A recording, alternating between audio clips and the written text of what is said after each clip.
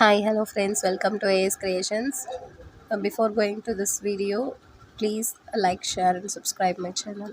First வந்து author introduction பார்க்கலாம். William Shakespeare வந்து எங்கே எப்போ பிறந்தார் அப்படின்னா April 23, 1564 ஸ்டாட்ஃபோர்ட் அப்பான் அவான் அப்படிங்கிற இடத்துல தான் அவர் பிறந்தார்.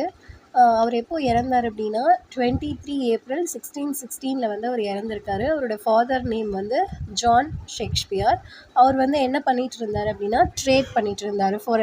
என்ன ட்ரேட் பண்ணார் அப்படின்னா கார்ன், வீட்டு அதெல்லாம் வந்துட்டு ட்ரேட் பண்ணிகிட்டு இருந்தார். தென் அக்ரிகல்ச்சுரல் ப்ராடக்ட்ஸ் எல்லாமே வந்து ஒரு ட்ரேட் பண்ணிகிட்டு இருந்திருக்காரு. ஷேக்ஸ்பியருக்கு வந்து 14 இயர்ஸ் ஆகும்போது அவரோட ஃபாதர் வந்து அவங்கக்கிட்ட இருக்கிற எல்லா ப்ராப்பர்ட்டிஸையுமே வந்து லாஸ் பண்ணிடுறாரு.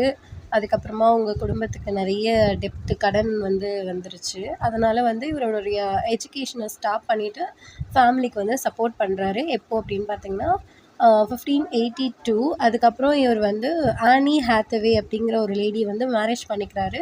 அவங்க வந்து இவரை விட 8 இயர்ஸ் வந்து எல்டர் ஒரு பர்சனாக இருப்பாங்க.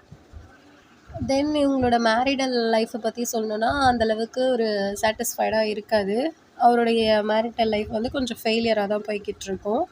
தென் வந்து அவருடைய கெரியரில் சொல்லணும் அப்படின்னா 37 பிளேஸ் ரைட் பண்ணியிருக்காரு. 154 சானட்ஸ் வந்து எழுதியிருக்காரு. 4 லாங் நரேட்டிவ் போயம்ஸையும் அவர் எழுதியிருக்காரு. இவ்வளோ தான் வந்து ஷேக்ஸ்பியரை பற்றின ஒரு ஷார்ட் இன்ட்ரோடக்ஷன். சானட் 12 வந்து இவர் எப்போ ரைட் பண்ணியிருக்காரு அப்படின்னு பார்த்தீங்கன்னா 1590 1609 அவர் இதை ரைட் பண்ணியிருக்காரு. இதில் வந்து மெனி பொயட்டிக் டிவைசஸ் வந்து இவர் யூஸ் பண்ணியிருக்காரு.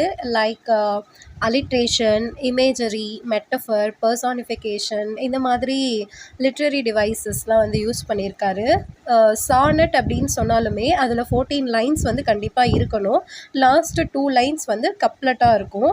கப்லெட் அப்படின்னா என்னென்னா அந்த 2 லைன்ஸில் ஏதாவது ஒரு ஸ்ட்ராங் இன்ஃபர்மேஷனை வந்து சொல்லியிருப்பாங்க. அதுவும் வந்து அது கரெக்டாக அந்த 2 லைன்ஸ்குள்ளேயே தான் சொல்லியிருக்கணும். அதை தான் வந்து கப்லெட் அப்படின்னு சொல்கிறாங்க. அது மட்டும் இல்லாமல் இந்த பர்டிகுலர் போயம் சானட் 12 வந்து அவர் என்ன மென்ஷன் பண்ணியிருக்காருன்னா இம்பார்ட்டன்ஸ் டு டைம், அந்த டைமுக்கு என்ன இம்பார்ட்டன்ஸ் இருக்குது அப்படிங்கிறத பற்றி தான் இதில் மென்ஷன் பண்ணியிருப்பார். ஃபைனலாக இதோடைய கண்டென்ட் என்ன அப்படின்னா every human being face death at one time, அதாவது one day. So give importance for reproduction அப்படிங்கிறத தான் வந்து இதில் ஒரு மெயின் கான்செப்டாகவே சொல்லியிருப்பார். ஃபர்ஸ்ட் ஆஃப் ஆல் சானட் 12 எதை பற்றி பேசுது அப்படின்னா பேச்சுலர்ஹுட்டை பற்றி தான் சொல்கிறாரு. அது மட்டும் இல்லாமல் அவர் எதை ரெக்கமெண்ட் பண்ணுறாருன்னா மேரேஜ் பண்ணிக்கணும், எல்லா ஹியூமன் பீயிங்கும் மேரேஜ் பண்ணிக்கணும். தென் வந்து அவங்க சில்ட்ரன்ஸை வந்து கெயின் பண்ணிக்கணும். அது மூலயமா தான் அவங்க வந்து இம்மார்டலிட்டியை வந்து அடைய முடியும் அப்படின்னு சொல்கிறாங்க. அதுக்கு அவர் என்னென்ன எக்ஸாம்பிள்ஸ்லாம் சொல்கிறாரு அப்படின்னா ஒரு பிரைட் டே வந்து இருக்குன்னா அது எப்படி வந்து நைட் வந்து அந்த டேவை வந்து மறைக்குதோ அந்த மாதிரி இப்போ என்னதான் ஒரு டே வந்து பிரைட்டாக இருந்தாலும் அதுக்கான குறிப்பிட்ட டைம் வரும்போது அது வந்து நைட் வந்து அந்த இருட்டு வந்து சூழ தான் ஆரம்பிக்கும். ஒரு வைலட் கலர் ஃப்ளவரை வந்து இந்த இடத்துல மென்ஷன் பண்ணுறாரு. என்ன ஃப்ளவர்னு சொல்லலை, ஆனால் அந்த ஃப்ளவர் வந்து வைலட் கலரில் இருக்குது.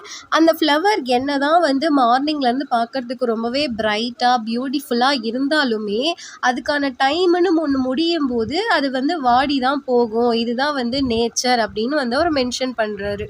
அதுக்கப்புறமா அவர் வந்து நம்ம ஹியூமன் பீயிங்கோட ஹேரை பற்றி சொல்கிறாரு. ஒரு ஹேருங்கிறது வந்து எப்போவுமே அவங்களுக்கு பிளாக் கலரில் தான் இருக்கும். ஆனால் அவங்களுடைய யங் ஏஜ் வந்து போயிடுச்சு, ஓல்ட் ஏஜ் வருது அப்படின்னு சொன்னால் அந்த பிளாக் ஹேர் வந்து க்ரே கலரில் மாறும். அதை வந்து யாராலையுமே தடுக்க முடியாது. அதுக்கான டைம் வரும்போது அது கண்டிப்பாக மாறி தான் ஆகும் அப்படின்ற மாதிரி அவர் சொல்கிறாரு. நெக்ஸ்ட்டு அவர் என்ன எக்ஸாம்பிள் சொல்கிறாருன்னா சம்மர் சீசனில் வந்து ஒரு சில விஷயங்கள்லாம் பார்க்குறதுக்கு ரொம்பவே க்ரீனரியாக அழகாக இருக்கும். அதுவே வந்து வின்டர் சீசனில் வந்து பார்த்தோன்னா அது அந்த அளவுக்கு ஸ்னோலாம் வந்து சூழ்ந்து ஒரு மாதிரி டிஃப்ரெண்ட்டாக இருக்கும். அதே மாதிரி நம்மளோட ஹியூமன் ஸ்கின் எடுத்துக்கிட்டால் கூட வந்து சம்மர் சீசனில் ஒரு மாதிரி இருக்கும், ஸ்னோ சீசனில் பார்த்திங்கன்னா ஒரு மாதிரி வறட்சி போயிருக்கும் இல்லையா. ஸோ அதையுமே இந்த இடத்துல மென்ஷன் பண்ணியிருக்காரு. டைமுக்கு தகுந்த மாதிரி நம்மளோட ஸ்கின்னாக இருக்கட்டும் இல்லை நம்ம யூஸ் பண்ணுற சரௌண்டிங்ஸாக இருக்கட்டும் எல்லாமே வந்து சேஞ்ச் ஆகும். அப்போ அதுக்கு காரணம் வந்து டைம் தான் அப்படின்னு சொல்கிறாரு. அதுக்கப்புறமா ஆத்தர் என்ன சொல்கிறாருன்னா, டைமுங்கிறத வந்து யாராலையுமே ஸ்டாப் பண்ணி வைக்க முடியாத ஒரு விஷயம் அப்படிங்கிறத அவர் ரியலைஸ் பண்ணுறாரு. ஸோ டைம்னு ஒன்று வந்துச்சுன்னா அதை வந்து கண்டிப்பாக எதாக இருந்தாலும் மாற்றி தான் ஆகணும். அதை வந்து நம்மளால் இல்லை எனக்கு இப்போதைக்கு அந்த மாதிரி முடியெலாம் நரைச்சி போகணும்னு ஆசை இல்லை, அதனால அதை நான் கண்ட்ரோல் பண்ணி வச்சுப்பேன்னா அது யாராலையுமே முடியாத ஒரு விஷயம். டைமை யாராலையுமே தடுத்து நிறுத்த முடியாது அப்படின்றத அவர் ரியலைஸ் பண்ணிட்டாரு.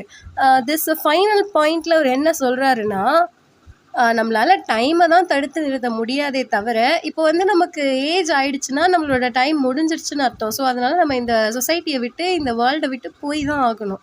அப்படி நம்ம போகிறதுக்கு பதிலாக நம்மளுடைய ஞாபகமாக நம்மளோட சில்ட்ரன்ஸை வந்து விட்டுட்டு போனோன்னா, நம்ம வந்து இந்த வேர்ல்டில் இம்மார்டலிட்டியாக இருக்கலாம். நமக்கு வந்து ஒரு முடிவே இல்லாத மாதிரி இருக்கும். நம்மளுடைய சிம்பலாக அவங்க வந்து வளருவாங்க இந்த சொசைட்டியில். அப்போது நம்மளை வந்து யாருமே மறக்க மாட்டாங்க அப்படின்னு சொல்லி ஆத்தர் சொல்கிறாரு. அதுக்கப்புறம் இந்த சானட் 12ஓட தீம் என்ன அப்படின்னு பார்த்தீங்கன்னா, importance of life, value of time, immortality, death is inevitable. Thanks for watching.